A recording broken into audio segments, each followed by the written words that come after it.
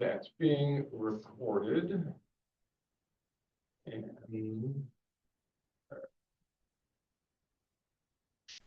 I have a brief PowerPoint that thanks for your patience.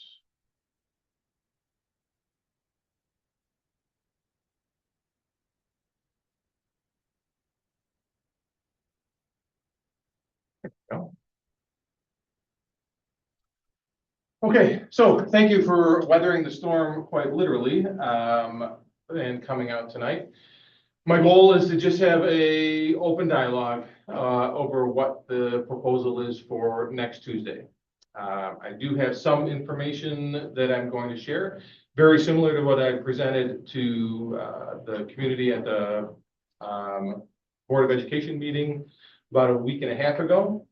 But the December 16th, we have put out for public vote approval to purchase 2 parcels of property. One of them is the red outlined area here on Route 353. It is the property that is currently a farm field located behind the Crosby construction office. It does not include the frontage on 353 where his equipment is. It's actually a small portion, and then the 40 acres or 39.8 acres that are located behind that. Also up for approval is this parcel, which is technically 2 parcels. It's 109 feet by 158 feet, located at the corner of Front and Center Avenue. The purchase price for the property, the 40 acres on Route 353, is $500,000, and the price for the front and center parcels is $55,000. So what the community has the opportunity to vote on for on Tuesday is both of those at a total cost of $555,000. So why do we want the properties? You'll see that the area in blue there are properties that over the past 3 years we have been purchasing. We also purchased properties that are on the opposite side. I don't know if you can see that. Actually, I'll just get up. So there are several parcels of property that we have purchased here. Right here is where we have the garden that we utilized over the summer. And then there are 4 parcels of property that were purchased on the opposite side that are no longer there because it's been absorbed into the athletic complex. There were houses here that's part of the parking lot. And as everything got reconfigured so that we could increase the size of the track and the soccer field that was on the inside and reoriented that, those properties allowed us to be able to do that. We also purchased properties on front that were next to the bus garage, and you may or may not be able to remember how the track was oriented before, but it was turned as we expanded it, and we needed those properties so that we could utilize those for the track and soccer complex. As far as what we intend to do with this, we have a career technical education program focusing around agriculture, and the intent over the next few years is to develop that into a larger farming component, and then we anticipate a hydroponics facility, all of which will support the farm to table that we currently have. We purchased a lot of products locally, actually many of our products for the kitchen locally. But the intent there is to have students working with agriculture and farming and grow actual produce right there that will then be able to utilize in the fall and spring in our kitchen. And then over the summer, we now provide meals to students in the community over the summer. So a lot of what we produced in the small garden this summer was consumed by residents and students in the summer lunch program. Yes, ma'am. Question. Sure. So, you said a technical ed ag program there, Yeah. which is great. Is that something you guys are going to do as a district, or is this going to be a potential to farm out to BOCES and be a host site for money to come into the district in any capacity? Great question. So right now we're looking at it first here locally. We have sort of started it on a small scale. One of the things that has changed is some of the graduation requirements now have what are called career pathways, right? So this would be one of those pathways. Okay. Our intent right now is to sort of keep it locally. The Olean BOCES has a commercial hydroponics facility. Yeah. And so we're sort of partnering with them with the resources that they have. But one thing that we've recognized is that many of our students are interested in some of the trades like that, but not necessarily want to dedicate a half day to go to BOCES. Okay. So that allows them to stay on our campus, have that exposure. And to the other part of your question is, we would love to get to a point where our programs are robust enough that other students can come to us sort of as a BOCES. Okay. Right now, we do have students who are coming to the district. Our enrollment is going up. And we're very proud of that. We're one of the only districts in CA BOCES with increasing enrollment as we see students who are coming to the school from other schools. And we believe, there you go, it's in large part because of the programs that we've begun to offer. I agree. So, great. So this particular piece of property. So this has 40 acres. It is located about 1.2 miles from the Iroquois campus. It is very flat and provides significant opportunities for us in the future. We have talked about, possibilities. In one of the presentations, I showed what athletic fields could look like there, a potential for a indoor field house. All of those things would be years literally down the road. We really can't talk about, what we want to put on there really until we acquire the property. This isn't something that we're looking at doing immediately. In other words, if this were to pass in December next week, you wouldn't see construction on this for years. And part of that is simply because of the time it takes. Once we acquire a property, we then develop a plan. It would go out for a public referendum. Then it has to go to New York State for approval. That takes between 1 year and 1.5 years for that to get approved. Then we come back and can go out to bid and, start moving forward. So for example, the project at Prospect. So we have 16 classroom addition being built at Prospect Elementary School. That won't see actual shovels in the ground until this summer, but we have conceptually started talking about that project about 2.5 years ago. And we've moved pretty fast on that. So just so that you understand the length of time it takes for things to occur. The other part of this is we want to be strategic with how we fund things. We are 100% committed to not raising school taxes. School taxes have not raised in 8 years. The levy has been consistent at $250,000. So if you look at your tax bills for the school, they should probably be between $30 and $100. You're not going to find another community in Western New York where your school taxes are $100 or less. And we and the board is very clear that the taxes will not go up. So what we need to do is stage out any development to match the funding that we have on hand so that we don't find ourselves either depleting the reserves that we do have or getting to a point where we have to stall progress. So there has been some question about whether that actually happens. The people, I was on the phone with a woman yesterday who said that they simply don't believe that if we purchase this, taxes won't go up.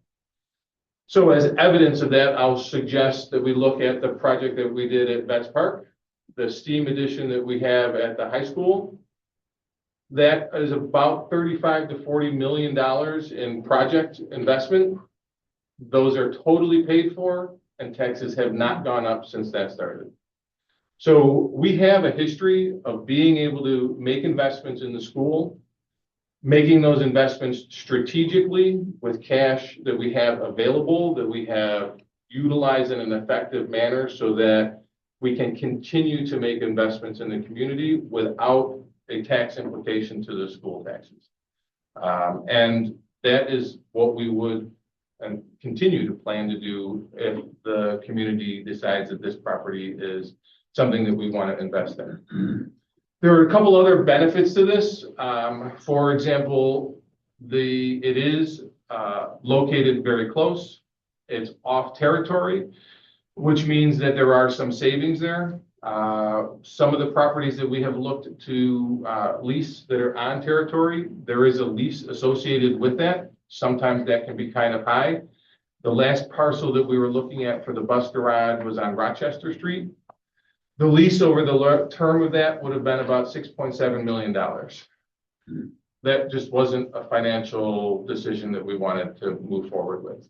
This being off territory, we would not have that lease. We also save 5% of the project with the tariff fees that are invested back to the Seneca Nation.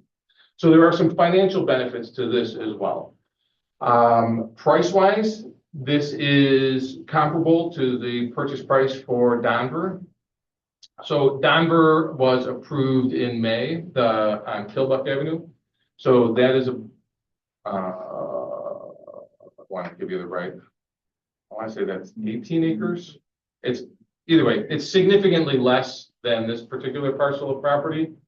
We paid $563,000 for that, which is great. The transportation facility will be going there. We're able to reuse some of those structures. But just for comparability, we also have to invest about $2.5 million in site work for that particular site. Whereas if we look at this site for future projects, that investment would be significantly less simply because of the current geographic nature of this particular property. So, yes, ma'am. What is that property currently zoned as? The 40 acres? That's a great question. So in the town, we don't have the zone, that's not in the city. Yes. So the town, the zoning, there are no zoning. You wouldn't have to have anything rezoned or Nope. anything. No, that's correct. That's a great question. Yeah.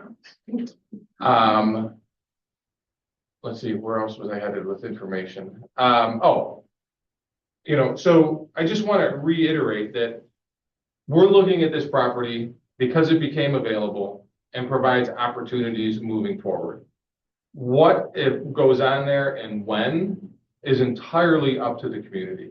We have talked about several different potential options and possibilities, but unless we get the positive vote to do this, there are no possibilities for what that could turn into.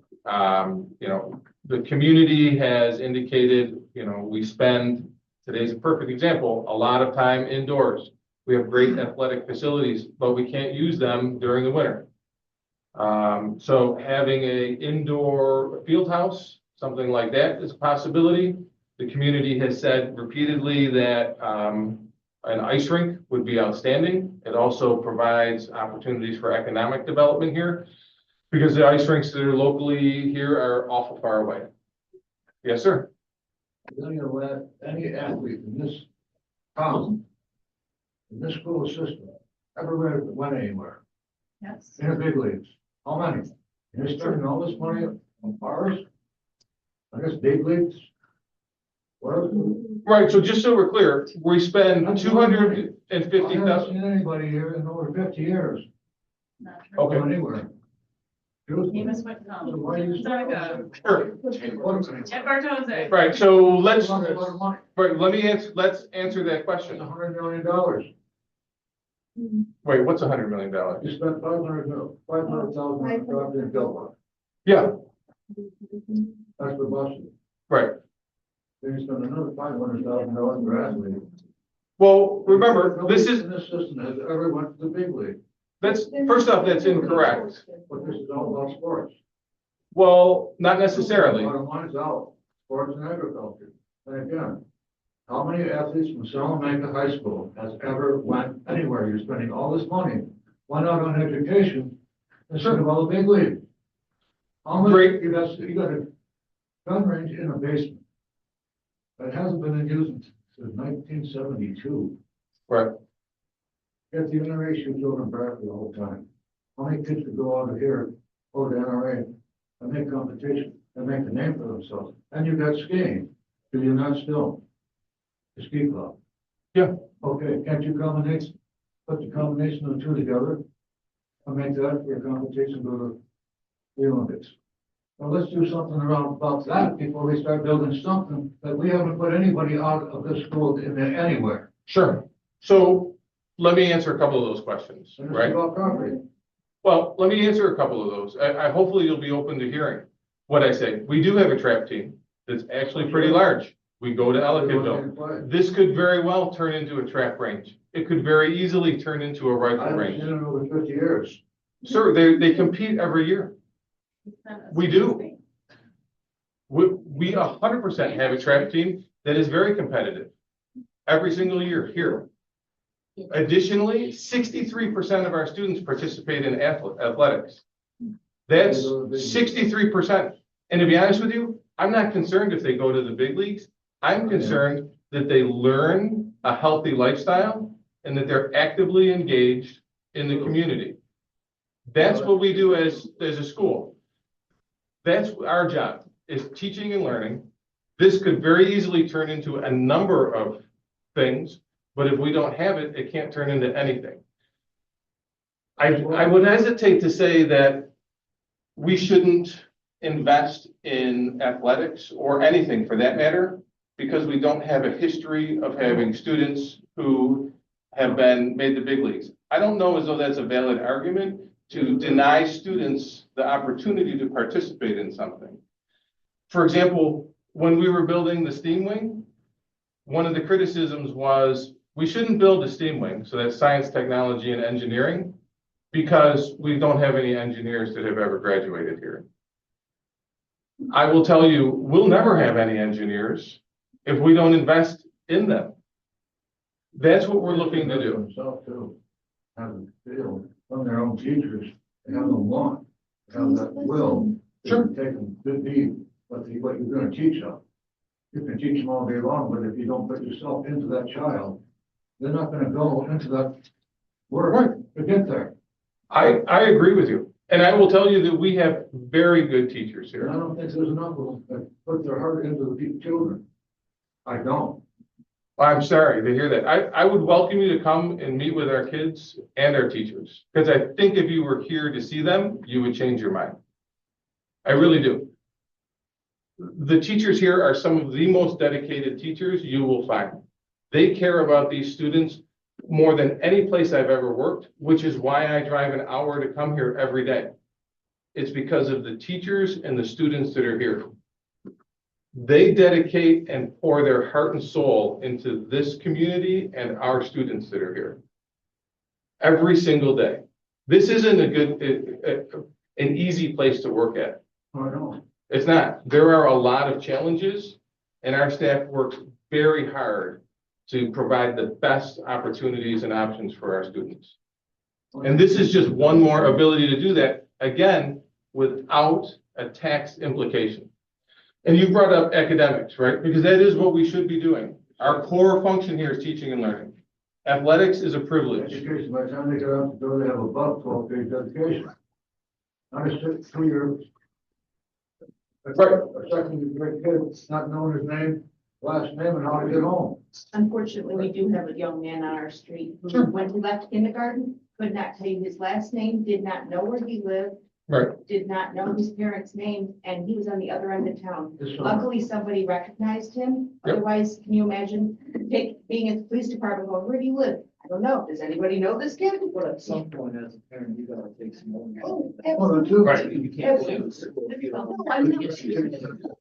Sure. I mean, I'm not. Let me share with you though, Sir. we live that Right. every opening and first day of school. When And I kids get get what off you're the saying. bus They- and they can't even tell us their name. Have any pushback So, against that? Yeah, so Where do you live? No we teacher do- wants to be like, I Right. want you to get that. Right. Yep. All of that. Where is it? Right. I mean, how many will do? Well, I can tell you on the first day of school, not many, because we spend a lot of time trying to figure out who the students are. Thank you. Yeah. So, no, and listen, I think you'll find that we probably have a lot more in common than you think. And I would encourage you to come and see the good and positive things that are happening here. Because there are an awful lot of positive things that are happening here. With regard to academics, we have 8 advanced placement courses, which we have not had here, as far as I can see, in the history. 4 years ago, we started those. We have students who are graduating with 30 to 45 credits of college. They're already a year or 2 even into their bachelor's degree. I have one who I worked with through the Key Club. Him and my son were in the same grade. He graduated 18 months ahead of my son because he went to Salamanca and had the opportunity to take those college credits here. Our students do exceptionally well. There are students who struggle 100%. I'm not, How much help do they? we know that. What's that? How much help do they get on the side?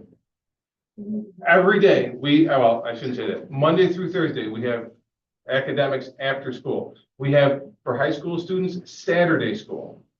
We drive them, we pick them up. We provide incredible supports for our students. Our graduation rate now is between 89 and 91%. 10 years ago, we were between 50 and 54%. Our dropout rate has reduced to less than 5%. So considering where we were 10 to 12 years ago, our students have come a long way, and I'm going to tell you, it's because of the dedication of our teachers. We have such dedicated teachers. And we believe we provide them with the supports that they need. And I understand your concerns about athletics. I get it. It has been a big focus. But it's also, I also want to make sure everybody's aware, we have invested $1.1 million in our auditorium upgrades and are in the process of that. So it's not just athletics. Before we did the athletic fields, we created the science, technology, engineering, art, and math wing, right, for the sciences. That wing and the students who have gone through that program have received credit and accolades from across the country. It's a countrywide recognized program. We have teachers from districts all over New York State and even Pennsylvania that come to see what we're doing in our STEAM wing here so that they can take that back to their school. So we aren't just about athletics at all. And in all reality, we shouldn't be, right? Because this is about academics, first and foremost. Yes, I ma'am. do have a question. Sure. So we don't have any definite plans for what it will be. Not at all. And we can't, actually. So when that happens, it has to go, would go back out to the public. We would gather input from the public over what that should turn into. Then it goes to a state environmental quality review. There's lots of legal processes. What we did, and I'll take credit or blame for this, I guess, is I put out ideas of what it could be. Because it's hard to say, oh yeah, let's buy a field, right? We needed to have some concept of what it could be, right? It could be a field house. It could be housing if we need housing in the community. It could be an ice rink. It could be, I'll now start saying it could be a trap range, right? So that we don't have to go to Ellicottville. The square circle is too small. We've tried to go there. So yeah, it could very well be. Well, I was thinking the vote might. Yeah. Would be like for those that live near it, how much noise is there going to be? Because like. Oh, yeah. Young lady in front of me. Yeah. Yes, that would be you, dear. Sure. That some of the people that live over there, now that Warvets Park has been revamped, Yep. they can hear over there almost Yeah. as loud as if you're at the park. So I Right. think that would be a Absolutely. concern for them. Right. And it should be a concern. If I lived there, I would be concerned, right? Very well. Yeah. So one of the things that we do, if we purchase this property, there will be collaboration with the community members that are around there, right? We pride ourselves on being good neighbors. There would be vegetation and buffers between whatever goes there and the properties themselves. We can talk about traffic that would be in and out. And for example, at Betts Park, there was concerns over the noise for the residents on Hancock, as well as light pollution. So we constructed a fence.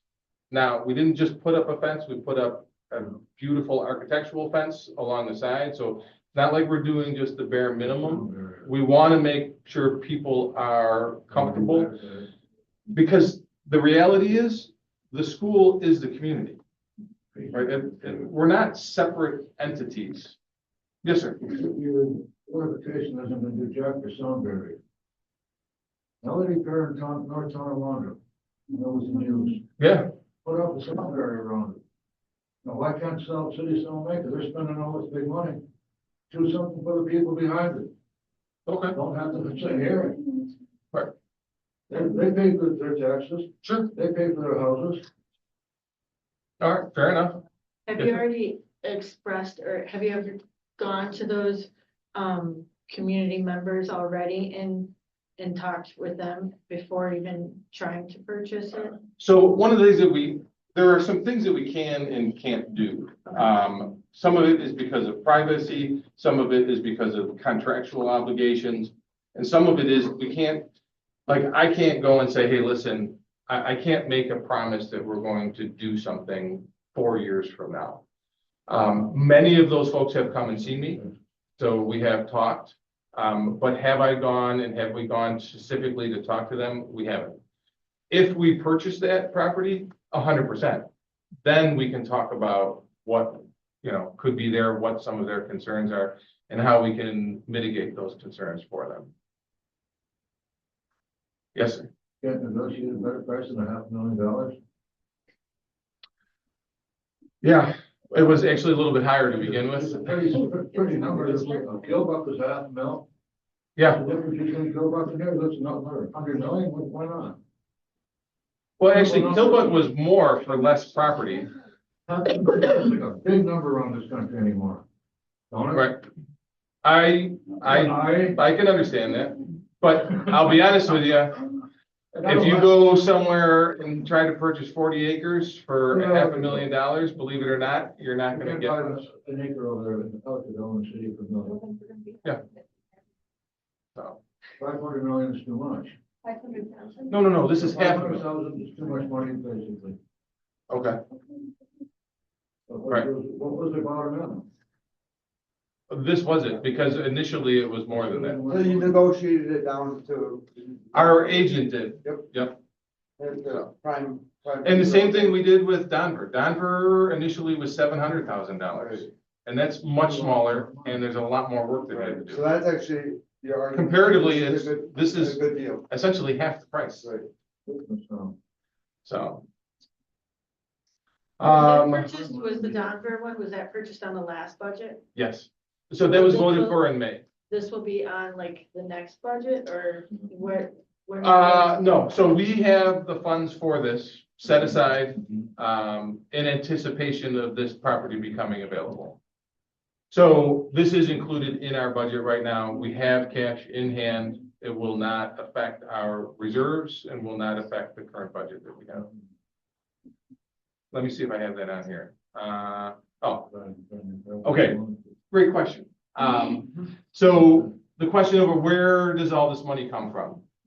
So this money is money that we have set aside for this particular purpose. It's what we call in our unrestricted reserves. So it is not going to impact our current budget, meaning we don't have to cut something in order to do this. We anticipated the opportunity to purchase this well before we built the budget for our current year. So this has been set aside in the event that this gets passed. And again, would not result in an increase in taxes. I know this sounds, if you're one of those folks who doesn't trust the government, this sounds just like what the government would say, Oh, I know. right? the taxes won't go up. Sure, you know, we're gonna drop $500,000 on this 40 acres. We only collect $250,000 in taxes. The math doesn't make sense. But I will tell you that here, the math works. And, you know, one of the things that we want to do is, you know, while we have the funds and while we have the ability to do this, continue to do this in a methodic, continual purpose. What else do I have to say? Oh, where's the questions point? It's gonna be left after you purchase all this. Dollar wise? Yeah, well, you gotta have the money to take and put. Sure. So, right, so our fund balance right now is $11.5 million. How much did it cost for all the lawyers and everything to purchase it? Oh, that's a good question.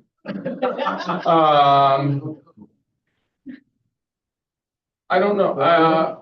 The lawyer fees actually get wrapped into some of these purchase products.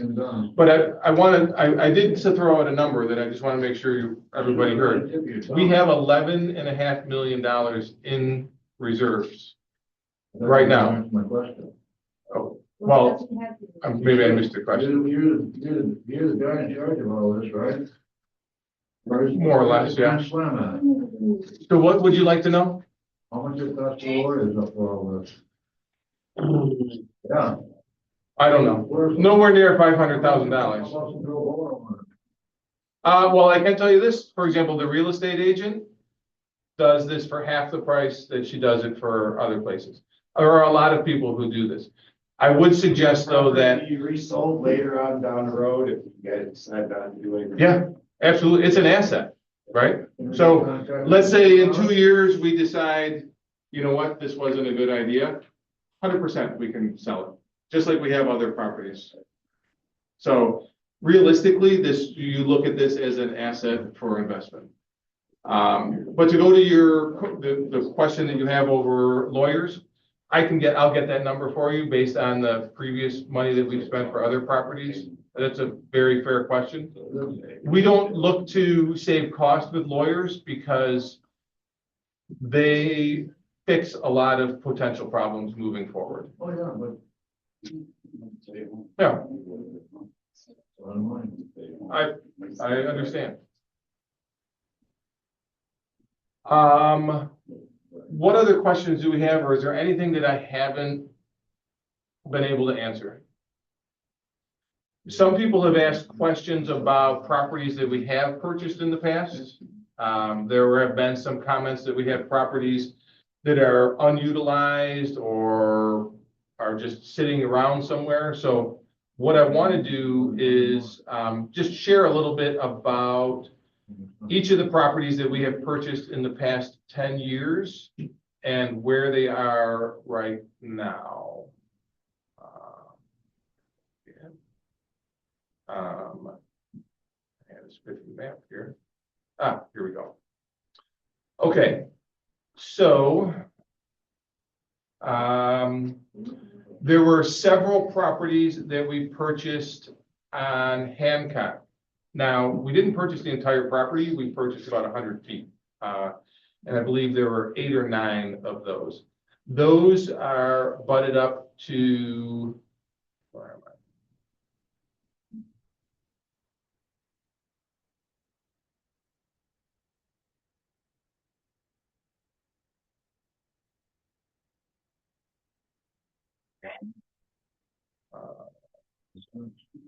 Move your screen up, Mr. Beehler. You're across the river. Go that way.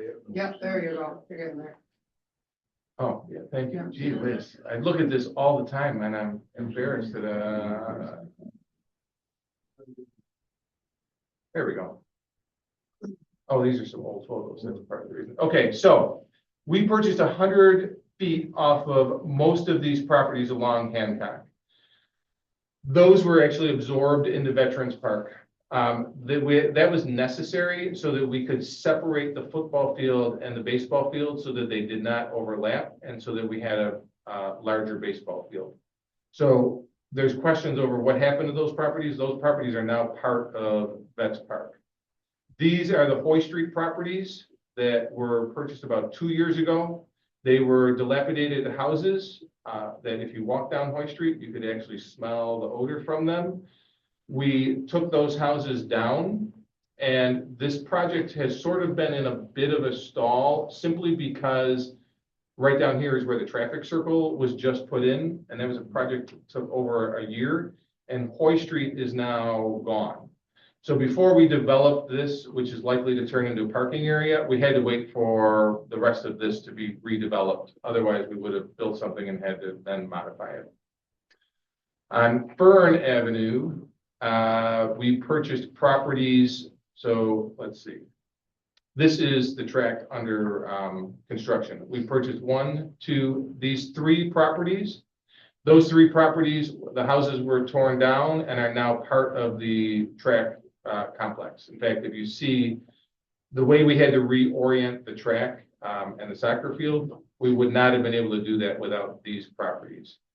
We also purchased this property on front that you currently see with buses. That is also part of this new facility here. This is where the pole vault is. So that's 1, 2, 3, 4, 5, and then 6 properties, I believe, on Hancock. So that's 11 of them. We have also purchased these properties on this side of Fern Avenue. And this is the property that is up for question right now. This allows us, once again, it's right next to the Iroquois campus, and this is where we want to expand the gardening and farming program, as well as incorporate hydroponics for our career and technical education. So there are several properties here that we have purchased over, I want to say 4 years. And you will see development occurring there and continue to occur there over the next several years. Let's go over to, Prospect. So that's a large number of the properties that we have purchased.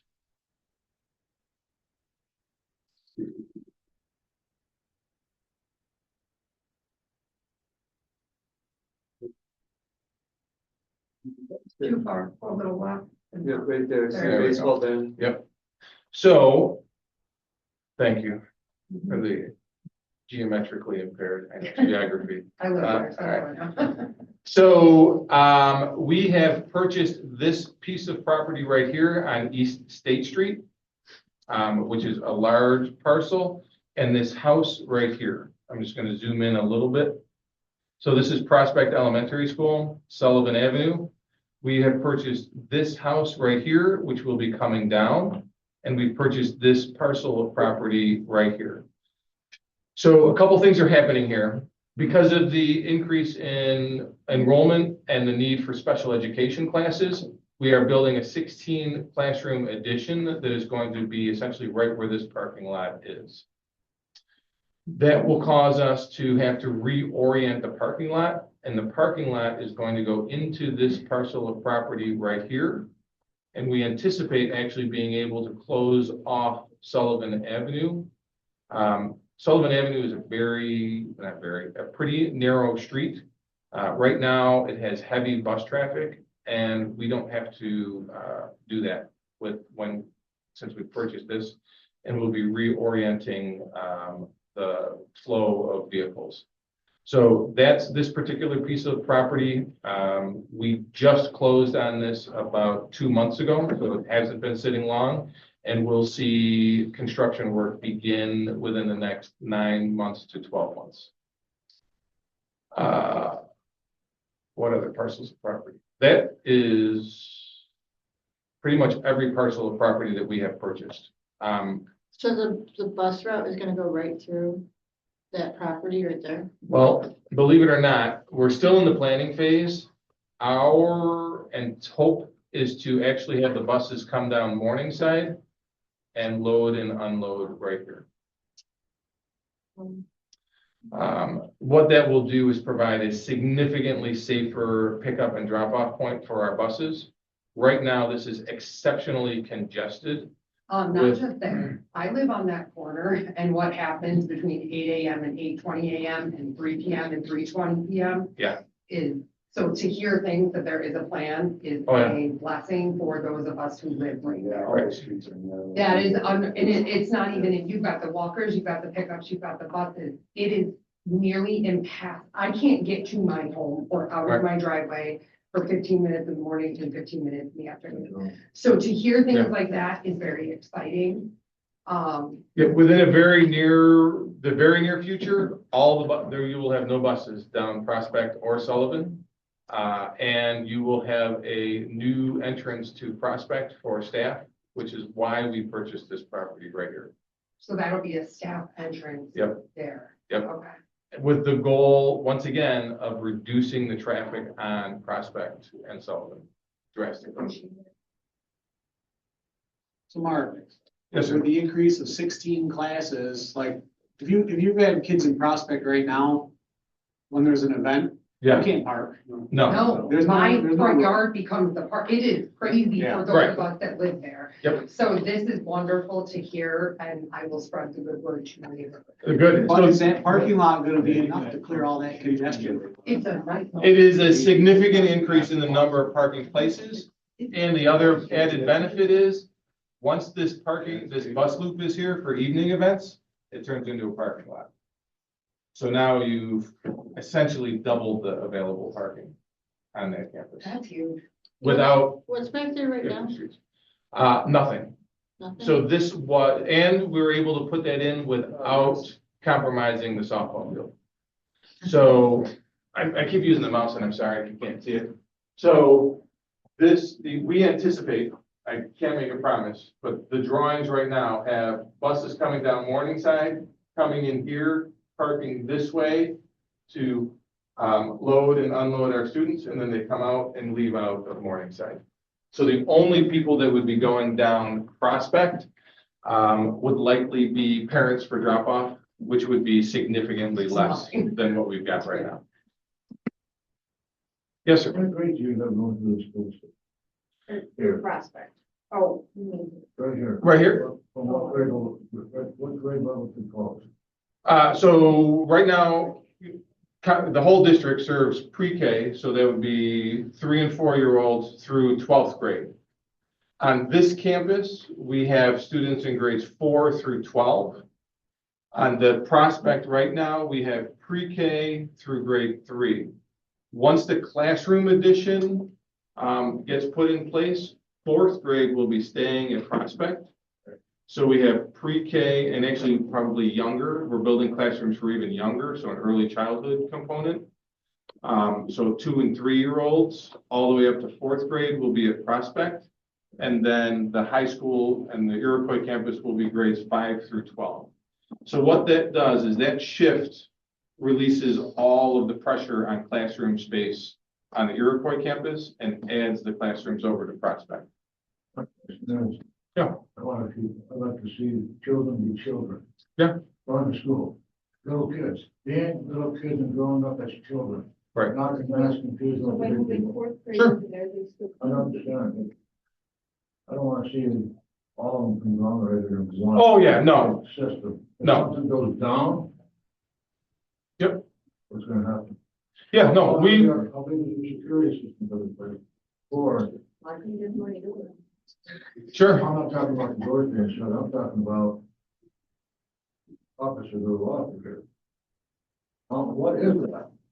How many officers that are on this campus at any given time? We have SROs. Right. the So- sheriffs, there's a lot. Yeah, so as far as safety and security, I don't- yeah, no, let me answer that. We have 2 sheriffs, which are school resource on campus while students are here. We have 1 probation officer who is armed as well. We have armed security outside that covers the perimeter, at least 1. And at any given time, we have between 5 and 8 safety officers. All armed. Not, the safety officers are not Why? armed. And they're not carrying pistol permit that one before the security of the. That's not, we don't, that isn't necessarily the image that we're looking to portray. We believe we have a pretty good, Take out somebody that's on the road or another classroom, you can take them down, right. I understand. find through them. So the 2 SROs. Yep. The probation officer. Yep. And then the armed security and the perimeter. Yep. And then additional 5 to 8, so. Yeah, you're not gonna find another school that has anywhere near that. Yep. Not be able to shoot. Does this campus have the same amount as Prospect's campus too? Is that just- Prospect has one, it's because we're two schools, we have Somebody else. not necessarily twice as much, but there's more, just because it's a larger facility. So, No, it's true. But it meets the need over there. 100% meets the needs that are there. There's more safety officers, they also have the armed security outside, as well as a school resource officer, a sheriff inside. And as a parent The most in the United States. of kids at that district, it does make me feel good to see the armed security, you know, and just making the rounds, and then, you know, they're also, you know, professional and cordial, Yeah. you know, so. Right. And I appreciate having that as a parent. Thank you. Gentleman in the back, anything else I can help you guys with? Certainly. Did I answer all your questions? What else you got? We have a lot of positive things that we are happy to talk about. How would you guys control the traffic on 353 coming out of that area? Because that's right where they do pick up the low 55 from the. I wanted to say that's 45 there. But yeah, that's a good point, though. It is. Yeah, so some of that will be, Right. yeah, that's a good point. So some of that will be determined by what's there. We also have to have a separate exit point. So some of that has to logistically be figured out depending upon what goes there. Crosby Drive, that's too narrow, and you'd have to go all the way down Forest. So. Right, Forest is the one that we're potentially looking at, if we move forward with that. That's a good point though about traffic, and something that we'll have to, you know, depending upon what's there and how often it gets used would determine how we do that. All day long. Yeah, I know, yeah. Seems like Washington's getting really gobbled up by everybody then. What's that? Seems like West End's gonna all shoot up and there's nothing left of it. Oh, Yeah. Yeah. All the houses, the way you're doing, it's all getting chewed up. All been taken away. Nothing more. Nobody tends to go through it. Seems like a lot of the properties that were purchased though were like already in disarray and. yeah, so I don't know as though we have purchased a single property that would be, Like somebody's Inhabitable. kicking somebody out of their house. Yeah. Make affordable property, so.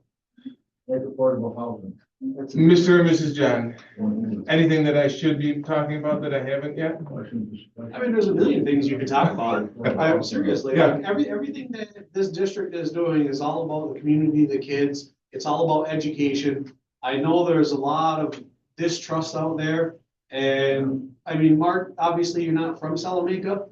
My whole family is born and raised here. We're all warriors. All of our kids are warriors. We've all gone through this system, lived here our entire lives, and we're vested in this. I'm the vice president of the school board, and I've been on the board for over 10 years. I've been elected 3 times to be on the board because I care about our community and our kids. And if anybody says otherwise, we will have words over it because that is what my heart is for the kids in this community. Now, when we talk about these properties, this is opportunity for us. This is opportunity for all of the kids and opportunity for the community.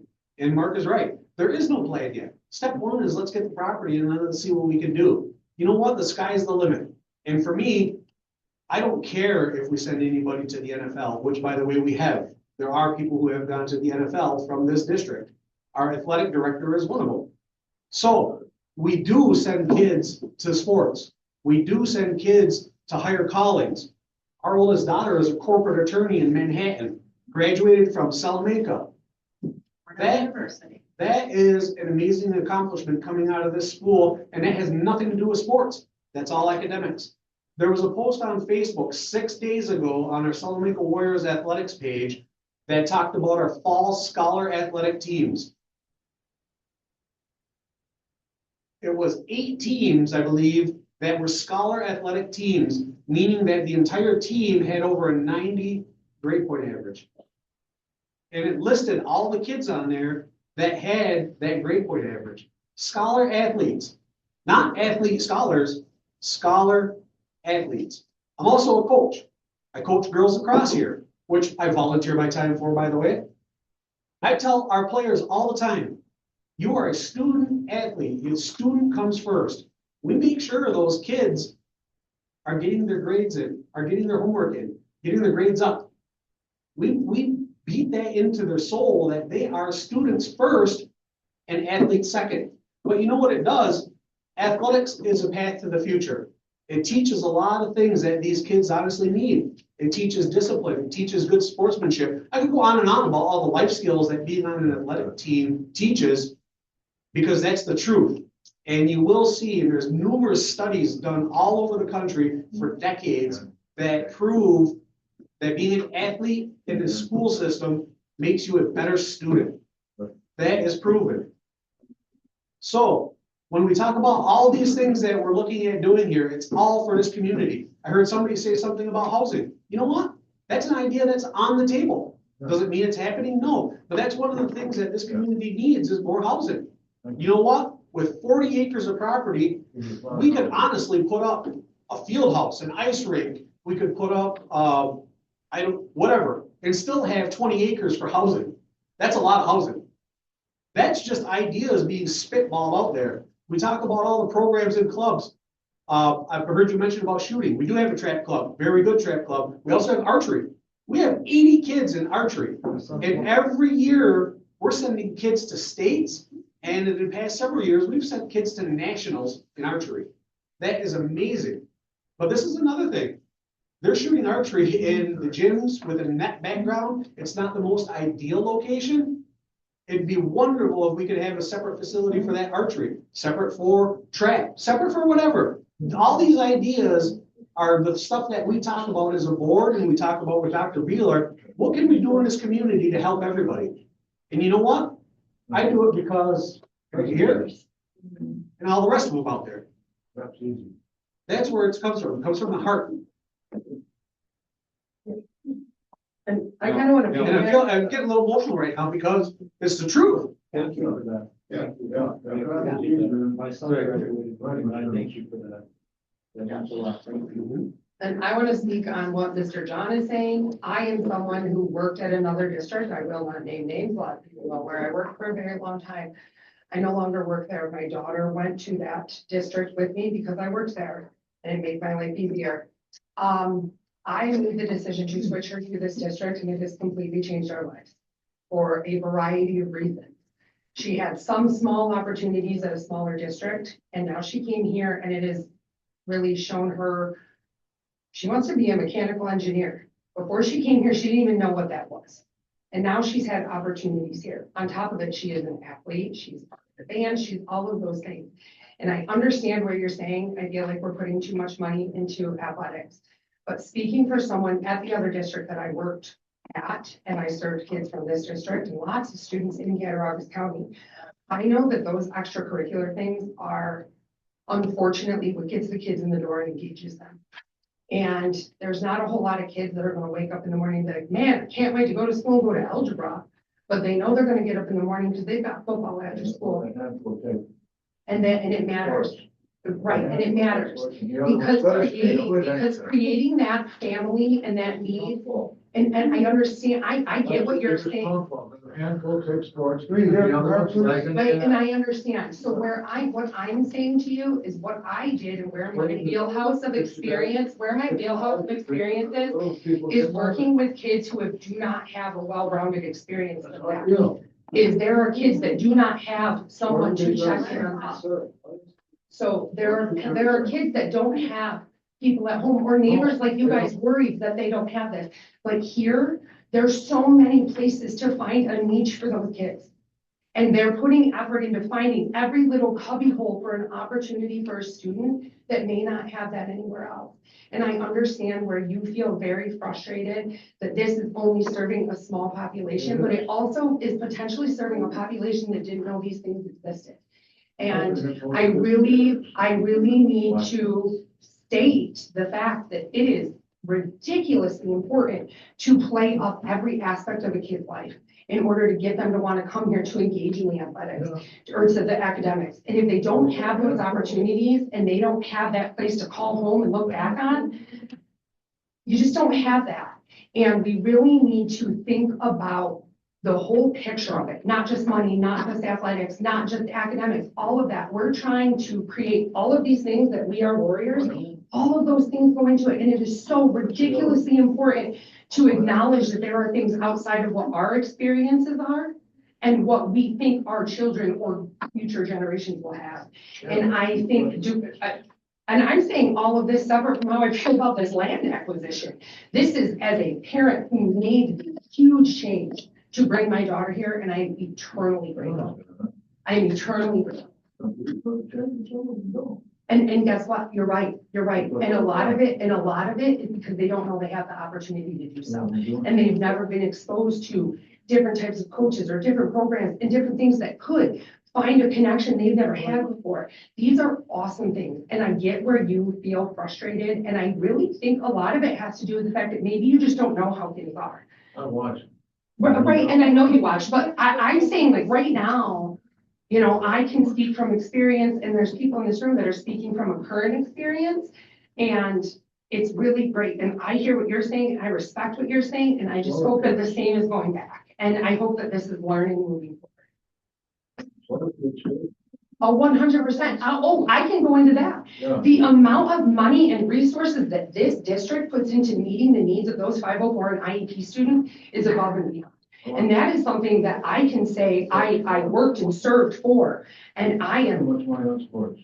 Yeah, you know, there's so much more to this, and I think you have a whole different meeting and agenda that I bet Dr. Beehler would love to sit down and come up with a presentation to show you what it is. Thank you. I can't speak to those. I'm not privy to those details anymore, but.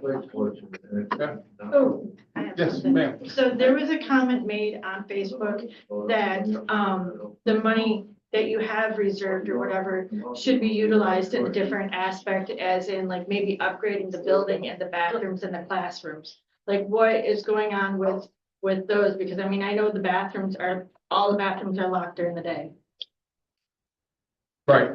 So some of the bathrooms may be locked, not all the time. But those are usually because either we don't have a supervisor there or there's been vandalism in them. But I'll follow up with you on that because I take issue when we lock bathrooms.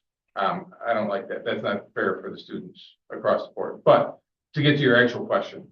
So the auditorium is currently in an upgrade right now for both audio and lights. $1.1 million is being spent on the audio system and the new lights across the board, as well as reinforcing the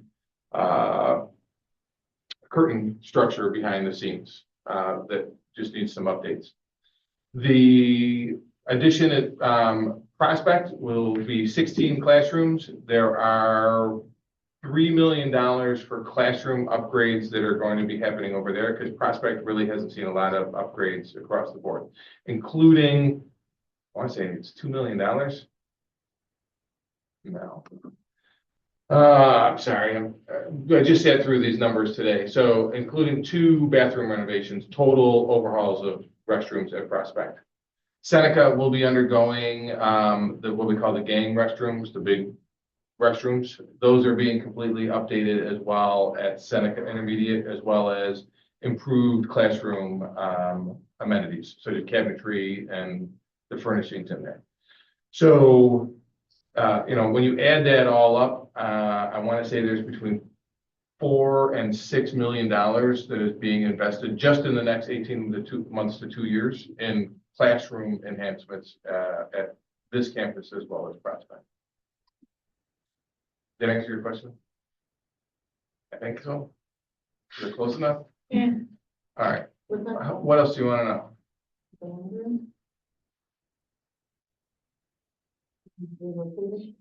Oh, yeah. So relocate the band room. That's actually a pretty daunting task, given the size of that and what that could look like. That's an area that we continuously try to come up with an innovative way to make improvements there.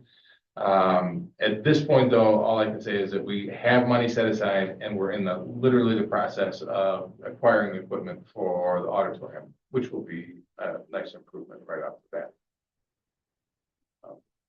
We're talking about the band room that's back behind the curtain, behind all that stuff. Yeah. Yeah. Man, it's crazy. I remember when I was in school and that was, being revamped and stuff. Now, crazy how fast the time goes now. We're already in the process of, Right. you know.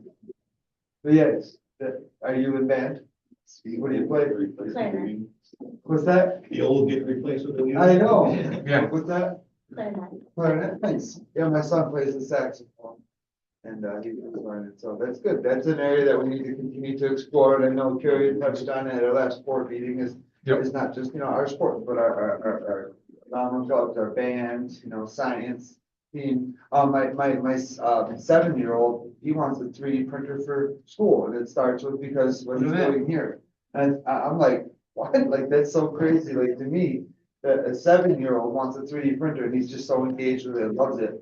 And that's nothing to do with sports or anything. It's just, I'm proud of the amount of different programs and activities. And like anything, there can always be things worked out better and improved upon. But I think we are all actively engaging and trying to continuously update and upgrade them.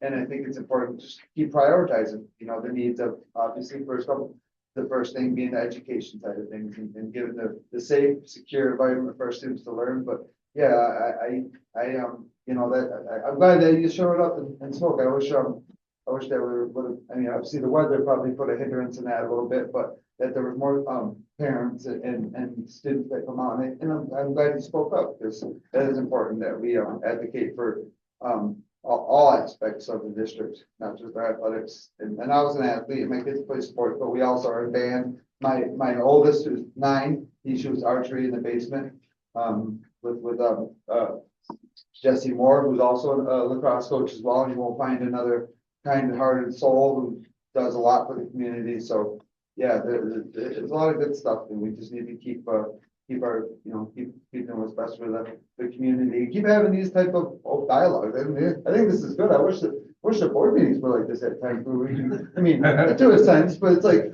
just be able to have the dialogue and hear the input from the community. That's all we ever say. That's what Teresa always says, the president, Carrie, vice president always says, we want to hear from the community, and Dr. Beehler says it too, and I think it's important that we continue to listen and work with each other to, and again, this is a vote for a property, acquiring a property that you had mentioned years down the road before development's are in place. So, I think that's circling back to that, just that concept of just like, we're here to talk about that and, all these other things are great and we can continue to highlight those. But I think, we need to get, this vote. I think it's a good thing. And I think the possibilities are endless for that property. And it's good to see some of the other updates as far as the prospect goes. And I appreciate you sharing that. Thank you. Music arts have always been shorter. What's been shortened? Music arts have always been shorter. Right, Yeah. Since it started. That's why Billy Sheehan's in Buffalo this Saturday for a benefit. Gotcha. Well, we'll have to work on that then. That's something we'll have to continue to work on. I hear you. It's up there every year. Gotcha. All right. Well, Thank you for that. I'm going to end the formal portion here and end the recording. But if anybody would like to stay and has further concerns or questions, I'm more than happy to hear. And thank you. Thank you, Mark. My pleasure.